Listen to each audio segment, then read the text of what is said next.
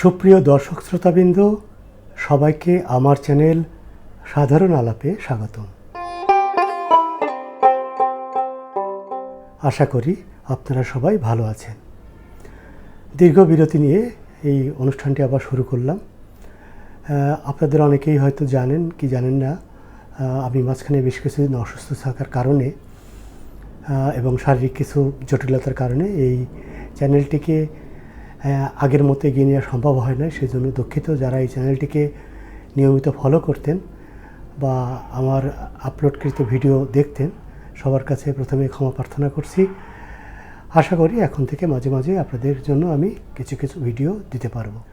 আমার কণ্ঠস্বর অচেনা লাগতে পারে অনেকের কাছে, কারণ আমি যখন অসুস্থ থাকি তারপরে এখনও পর্যন্ত পুরো মাত্রায় সুস্থ হয়ে উঠতে পারি নাই। যার ভিতরে একটা প্রবলেম হচ্ছে গলার ভয়েসটা মাঝে মাঝে একটু অন্যরকম শোনাতে পারে। বাট আমি একই মানুষ, একই রকম আছি এবং আপনাদের সবার দোয়া এবং আশীর্বাদে আগের থেকে অনেক ভালো আছি। তো আজকে যেহেতু প্রথম শুরু করলাম অনুষ্ঠানটা দীর্ঘ বিরতির পর, তো আজকে ছোট একটি কবিতা আপনাদের পড়ে শোনাবো এবং তারপরে আজকের আয়োজনটা শেষ করে দেব। যারা আমার ফেসবুকে নিয়মিত ফলো করেন তারা অনেকেই হয়তো লক্ষ্য করেছেন যে আমি দীর্ঘদিন ওইভাবে লেখাও পোস্ট করতে পারি নাই, ভিডিও পোস্টের মতোই। কারণটা ইতিমধ্যে আপনাদেরকে বলেছি। তো এরকম একটি অপ্রকাশিত কবিতা বলতে পারেন। কবিতাটা আসলে লিখছি সুস্থ হওয়ার পরপরই, বাট এটা ফেসবুকে দেওয়া হয় নাই। তো ফেসবুকে দেওয়ার আগে আপনাদের সামনে নিয়ে আসার চেষ্টা করছি। আশা করি ভালো লাগবে আপনাদের কবিতাটা। কবিতার নাম রাত গভীর। রাত ৩টা বাজে, এখন ৩টা বাজে, বিমান উড়ে আকাশ মাঝে। আসছে কেউ, যাচ্ছে কেউ, থাকছে হিসাব সেই আওয়াজে। রাত এখন ৩টা বাজে।